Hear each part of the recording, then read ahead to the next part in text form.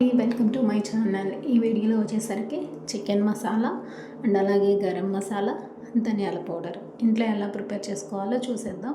మనకి హోటల్లో ఏదైనా కానీ ఫుడ్ ఆర్డర్ చేస్తామంటే టేస్ట్ చాలా బాగుంటుంది కదా. దానికి కారణం వచ్చేసరికి మనం వాడే ఈ మసాలాలు అనమాట. సో వాటిని బయట ఎలా ప్రిపేర్ చేస్తారు ఏంటనేది మనకు తెలియదు కదా.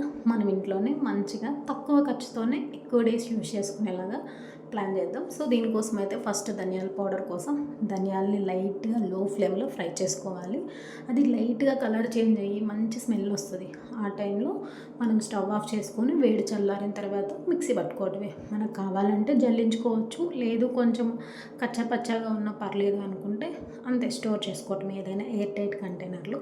నెక్స్ట్ వచ్చేసరికి చికెన్ మసాలా కోసం నేనైతే ఇక్కడ 4 టేబుల్ స్పూన్ ధనియాలు, 2 టేబుల్ స్పూన్ జీలకర్ర, 1 టేబుల్ స్పూన్ మిరియాలు, 1 టేబుల్ స్పూన్ సోంపు. ఇక్కడ వచ్చేసరికి నేను మిర్చి కొంచెం పాతవే ఉన్నాయి ఇంట్లో, అవే యూస్ చేశాను. మీరు ఏదన్నా కానీ కాశ్మీరీ రెడ్ చిల్లీ ఉంటుంది కదా, అవైతే చూసేసుకోండి. ఒక 7 8 సరిపోతుంది. దాని తర్వాత లవంగ, ఇలాచి, చెక్క, బిర్యానీ ఆకులు ఇవన్నీ ఇంగ్రీడియంట్స్ వేసుకొని లైట్గా లో ఫ్లేమ్లోనే ఫ్రై చేసుకోవాలి. మనకి ఇది లైట్గా కలర్ చేంజ్ అయ్యి మంచి స్మెల్ వస్తుంది. ఇక్కడ నేను మిర్చి పాతవి తీసుకున్నా, కొంచెం మెత్తగా ఉన్నాయి అని చెప్పేసి మళ్ళీ ఫుల్గా డ్రై రోస్ట్ చేసుకున్నా, లేదంటే తొక్కలుగా వస్తుంది, మిక్సీ సరిగ్గా మంచిగా పడదు. అందుకని మొత్తం కూడా ఫుల్గా తేమ అనేది లేకుండా ఫ్రై చేసుకొని పక్కన పెట్టుకున్నాను. ఇక్కడ చికెన్ మసాలాకి గరం మసాలాకి కొంచెమే డిఫరెన్స్. ఆ డిఫరెన్స్ ఏంటనేది నేను వీడియో ఎండింగ్లో చెప్తాను. సేమ్ ఇది వచ్చేసరికి నేను గరం మసాలా కోసం తీసుకుంటున్నాను. దీంట్లో కూడా 4 టేబుల్ స్పూన్ ధనియాలు, 2 టేబుల్ స్పూన్ జీలకర్ర, 1 టేబుల్ స్పూన్ మిరియాలు, 1 టేబుల్ స్పూన్ లవంగ అండ్ అలాగే ఒక 7 8 యాలకులు అండ్ అలాగే చెక్క, బిర్యానీ ఆకులు. ఇంతవరకు సేమ్ యాస్టీజ్ ఉంటుంది. బట్ చేంజ్ ఏంటంటే దీనికి ఇక్కడ మంచి స్మెల్ కోసం అని చెప్పేసి గరం మసాలాలో మనం జాపత్రి, జాజికాయ వేస్తాం అనమాట. దీని స్మెల్ మిక్సీ పెట్టేటప్పుడు ఉంటుంది, ఎంత బాగుంటుందో. మంచి స్మెల్ అండి ఇది మాత్రం. ఇక్కడ వచ్చేసరికి మనం జాజికాయని అలా వేసుకొని మిక్సీ పట్టేటప్పుడు మాత్రం కొంచెం దంచి వేసుకోండి, లేదంటే మిక్సీకి అడ్డం పడుతుంది, మిక్సీ పోతుంది. సో దీని తర్వాత స్టార్ అనాస, ఇవన్నీ కూడా ఈ 3 దీనికి డిఫరెన్స్ అండి. దాంట్లో ఇవి 3 వేసుకోము చికెన్ మసాలాలో, బట్ గరం మసాలాలో మాత్రం ఈ 3 వేసుకుంటాం. జాపత్రి, జాజికాయ, స్టార్ అనాస ఇవి వేసుకొని ఇవి కూడా లైట్గా డ్రై రోస్ట్ అయిన తర్వాత వేరే దాంట్లోకి సపరేట్ చేసుకొని వేడి చల్లారిన తర్వాత ఇది 1 by 1 నేను మిక్సీ పట్టుకున్నాను. ఫస్ట్ అయితే మనం ముందుగా ధనియా పౌడర్ కోసం ధనియాలు ఆరబెట్టాం కదా, ఇది వచ్చేసరికి గరం మసాలా, ఇది వచ్చేసరికి చికెన్ మసాలా.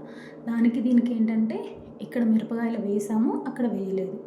సో ఇక్కడ ఫస్ట్ నేను ధనియాలు అయితే మిక్సీ పట్టేసుకున్నాను.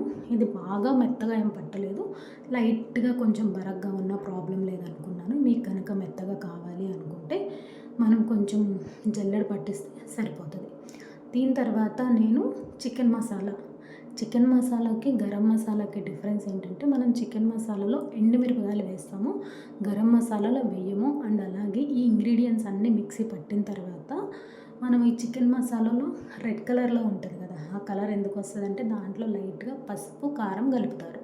సో మనం ఇది మిక్సీ పట్టుకున్న తర్వాత దాంట్లో కొంచెం లైట్గా కారము, పసుపు, ఆల్రెడీ మిరపకాయలు వేసాం కాబట్టి కారం అనేది కొంచెం చూసుకొని వేసుకోండి. ఇది నిజంగా మిక్సీ పట్టేటప్పుడు స్మెల్ అయితే చాలా బాగుంటుందండి, మసాలాలన్నీ కూడా. సో అలా కలిపేసుకున్న తర్వాత దీన్ని కూడా మీకు మెత్తగా కావాలి అనుకుంటే మనము జల్లించుకోవాలి, అవసరం లేదు అని అనుకుంటే ఏం ప్రాబ్లం లేదు. నేనైతే మరీ అంత మెత్తగా అవసరం లేదు అనుకున్నాను. సో అలా మిక్సీ పట్టిన దాంట్లోనే కొంచెం కారం, కొంచెం పసుపు వేసుకొని మళ్ళీ ఇంకొకసారి తిప్పేస్తే మనకి ఇక్కడ కలర్ చూడండి ఎంత బాగుందో. చాలా న్యాచురల్గా మనకి బయట దొరికే చికెన్ మసాలా లాగే ఉంది, స్మెల్ కూడా చాలా బాగుందన్నమాట. దీని తర్వాత నేను గరం మసాలా కూడా సేమ్ అదే దాంట్లోకి ఈ మసాలాలన్నీ కూడా వేసుకొని మిక్సీ పట్టుకున్నాను. జాజికాయ దంచి వేయాలని చెప్పాను కదా, అలా దంచి వేసుకోండి, లేదంటే గ్రైండర్లో మిక్సీకి అడ్డం పడుతుంది. సో ఫైనల్గా అంతేనండి. ఇవైతే వేస్ట్ చేస్తే కనుక కర్రీస్ నిజంగా చాలా అంటే చాలా బాగుంటాయి. కొంచెం ఓపిక తెచ్చుకొని ఇంట్లోనే చేసుకోండి, చాలా హెల్తీగా బాగుంటుంది. బయట ఎలా చేస్తారు, ఏ క్వాలిటీతో చేస్తున్నారో మనకు తెలియదు కదా. మనమైతే మంచిగా చేసుకోవచ్చు అనమాట. ఫైనల్గా ఇలా అయితే రెడీ అయింది. దీంట్లో నేను ఏదైనా ఎయిర్ టైట్ కంటైనర్లో పెట్టుకొని స్టోర్ చేసుకున్నాను. మీరు కూడా అలానే చేసుకోండి, కొంచెం లాంగ్ లాస్టింగ్ ఉంటుంది. Thank you.